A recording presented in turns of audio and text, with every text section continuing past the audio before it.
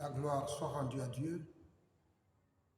Nzambe azwa lokombo pour une opportunité à pesi biso lisusu lelo. Nzambe oyo abenga biso, oyo apesi biso ministère, cela veut dire mosala na ye, topesi et merci, topamboli lisusu. C'est par lui que nous allons s'adresser lisusu lelo na peuple. Il y a RDC, donc peuple congolais. Na pesi bino mbote na kombo na Yesu Masia.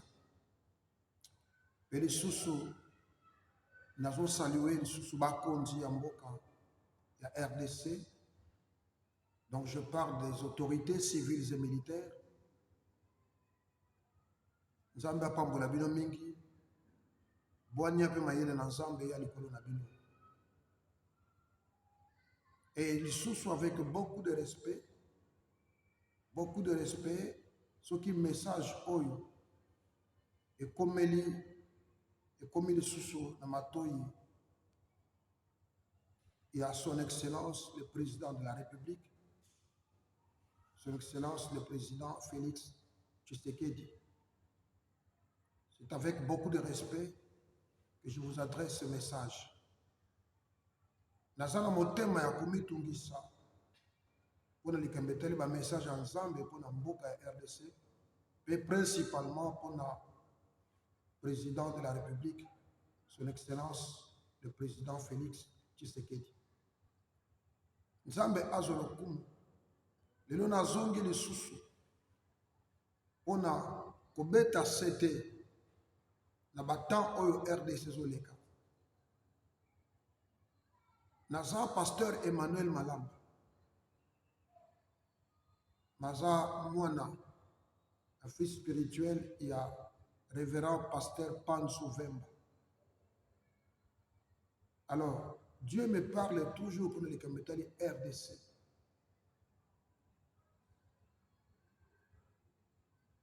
Nous avons rappeler le peuple congolais que le temps de la délivrance de la RDC a sonné. Nous avons faire comprendre Bino et Lokomoko. Le président que vous voyez, il a pouvoir dans ma casse na yemo côté. C'est Dieu. C'est Dieu qui l'a placé. Parce qu'Azana, les Kamomoko Fassala, ayaki pona ko délivrer mboka wana. Maboko ya banguna na ye. Mais il y a quelque chose qui se passe. Nako expliquer bino yango. Bato basambela ka bakota ka l'église. O baza enseigner, ba ko comprendre makambo na zolo. Et nako senga pe na bango baba ndako expliquer. Peuple oyo aza na maturité à comprendre pensate. Lorsqu'une délivrance se passe, ils ont toujours dans la réalité moko za na terre.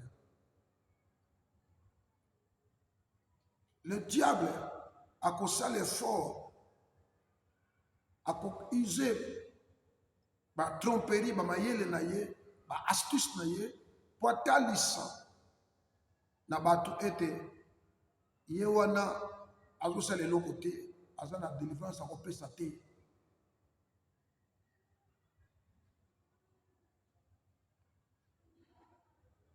Il y a une différence entre une réalité et une vérité.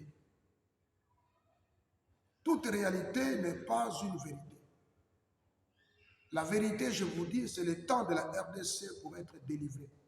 Et délivrance à RDC au Salama.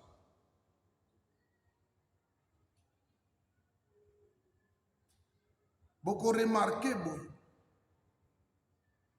Peuple bazo lela. Peuple bazo gang. C'est normal, il faut pas lela. C'est normal, il faut pas gang. Mais pourquoi? Parce que ça va réalité dans le domaine spirituel. Lorsqu'une délivrance commence, situation oyo ezalaki ekokoma pire koleka ndenge ezalaki liboso. Avant même d'entreprendre la délivrance, la situation ekosempirer. Biso basali na Nzambe totravaillaka mingi na badomaine ebele, mais moko ba domaine oyo totravaillaka en commun ezalaka mingi domaine la délivrance. Nous prions pour les gens. Basali na Nzambe bayebi. Lorsqu'on bandit qu'on entreprendre délivrance, il y a mutu moko aza possédé, okomona ne bandeli wana situation na ye ekosempirer. Ekozala pire koleka ndenge ezalaki liboso. Et les gens peuvent dire, azalaki ne kutu bien, tango kutu bien nan doit entreprendre la délivrance. Mais lorsque vous avez entrepris la délivrance, la situation s'est empirée. C'est comme ça que le diable fait pour vous décourager, pour vous dire que Moutou a joué la délivrance à Kokate parce qu'il n'est pas capable. Ce qu'on lit malam, dans Exode chapitre 5, verset 6 à 25, ce qu'on tangi, soit patience ou autant. Pour comprendre l'okomoko. Lorsque Nzambe a fait cette mission, na Moïse a délivré bana Israël na kati Égypte. Degré à souffrance tabango ezalaki na degré moko otoyebi de vote mais ezalaki na degré moko. Moko comprendre dès lors que Moïse a ko loba pa ya Pharaon a ko débattre na Pharaon pa tika bana Israël, c'est alors que mon Pharaon a ordonné que va multiplier souffrance à bana Israël. Vous allez lire même beaucoup de même bana Israël, Moïse. Évidemment, les anciens d'Israël, Moïse, depuis que vous avez entrepris le problème de notre libération, le peuple s'est empiré dans la souffrance. Pour Nanini, Pharaon Zago, c'était parce que à faire convaincre le peuple et que Moïse a bongité pour nous délivrer. C'est ce qui se passe dans le pays RDC. Pendant que le président n'était pas au pouvoir, peut-être mais maintenant, souffrance c'est ça ma casse. Il y a changement, il y a restauration. La restauration ne commence pas de bas à haut. Ce qui est vrai, la croissance commence de bas à haut, mais la restauration commence de haut en bas. Donc, changement est qu'au banda, na saka fufute. Et qu'au banda pe na ndunda te, et qu'au banda pe na sosote. Et qu'au banda na bakabage te. Et qu'au banda na likolo, niveau likolo, changement au côté la kuna. Na domaine de restauration, bisika makame bebelaki, bisika ne bako banda ko réparer. La source. Et bateau bazana niveau C, bako banda ko constater plus tard. Makambo na zoloba bateau bazana niveau ya politique ya makasi. Bazo comprendre et changement aux parce que les indications de Dieu, je ne parle pas comme un homme politique, mais je parle comme un serviteur de Dieu. Je l'ai dit même dans ma vidéo précédente que je ne suis pas un politicien. Bokanisa loko wanate. Nazo loba na franchise nyonso na mukumbo nzamba tsenga na yebisa peuple. C'est le temps de la consolation. C'est le temps du changement. C'est le temps de la délivrance pour la RDC. Et Seigneur, il faut comprendre. Puisque vous avez donné la délivrance, ceux qui vont délivrer Moutoumoko, souffrance n'a pas vous en a 30%. Mais lorsque vous bandez la délivrance, souffrance est comme même à 80 à 90%. La famille, il y a moto à possédé, sabino parfois, botika la bino parce que situation est comme pire que les gandingues zalaki liboso. Tant que kutu bozalaki te, la situation était à ce niveau. Mais dès lors que vous avez entrepris la délivrance, la situation s'est empirée.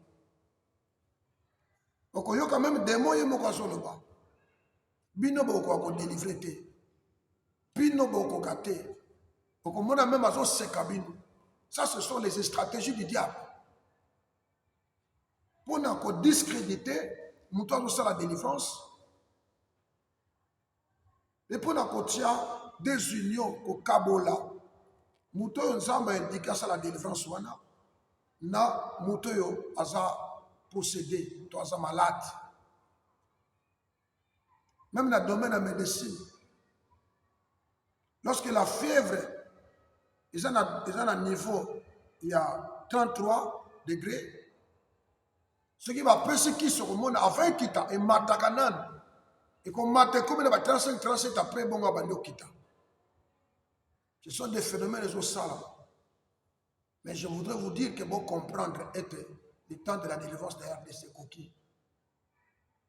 C'est pourquoi ceux qui beaucoup se souvenir, ceux qui aussi bolandanga, national global sous la vidéo mususu, on a komaki kaka na YouTube, nangai na komaki message prophétique pour la RDC et pour le président de la République.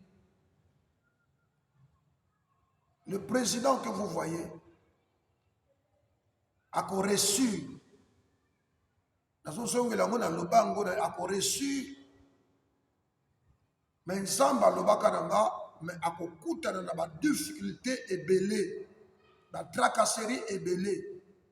Peut-être dans la vidéo, on a la terre qu'on a voté, mais ceux qui ont dans la vidéo, ils la kaka na YouTube. Donc, on a titre moko, message prophétique pour la RDC et pour le président de la République. Il y a un message on a Zamba Tali Sakanga depuis 2019, tant qu'il a pouvoir. Il y a un bon de la rapone partout dans mon pays. Il y a un bon de la rapone dans pays. Dieu m'avait montré le message pour la RDC. Alexandre pour le président. Il a reçu. Ce n'est pas parce que Akoya n'a pas force dans mon côté, mais parce que la main de Dieu est avec lui.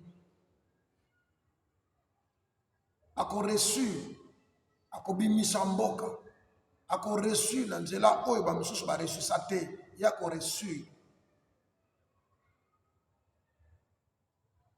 Nzamba tali sakanga signe moko. Signe wane zalaki akomatisa équipe nationale makasi. Et signe yango na signe komona yango. Vous êtes conscient. La RDC est qu'un mondial. Et ce qu'on a parti de qu'un mondial, la signe one. Message ne prophétique. Ils ont toujours la signe qui accompagne. La signe un message prophétique dans qui pour le président. C'était l'équipe nationale de Komada. Et dans mon équipe nationale est Mati. Botala ba exploit ba ko salama liboso oti liboso tito zo kende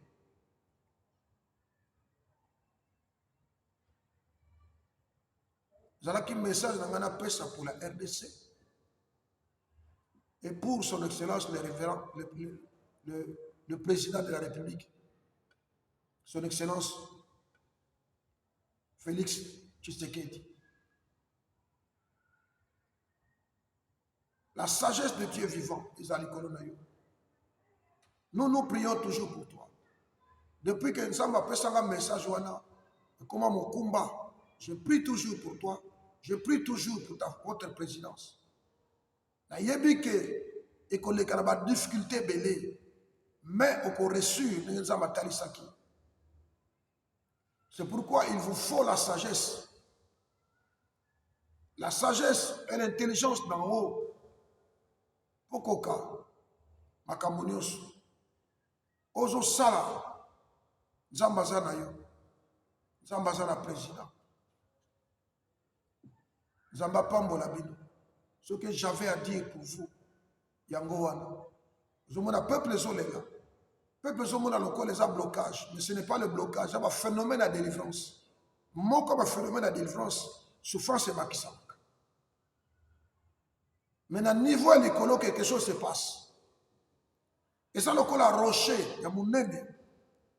Il y a un marteau, il y a un bêta.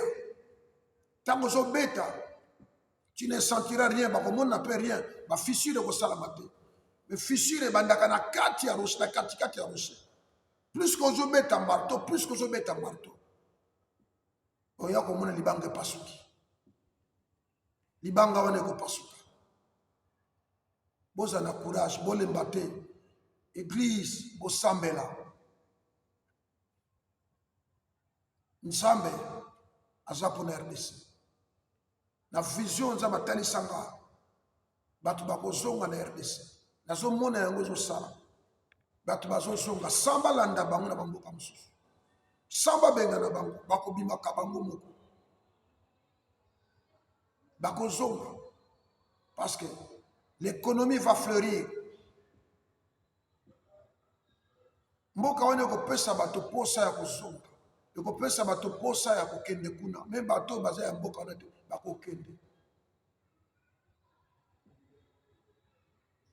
Tout le monde de la capona bino.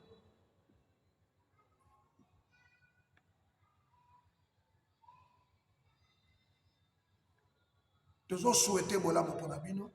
Zamba zala na bino. Je bénis encore son excellence, le président de la République, le président Félix Tshisekedi.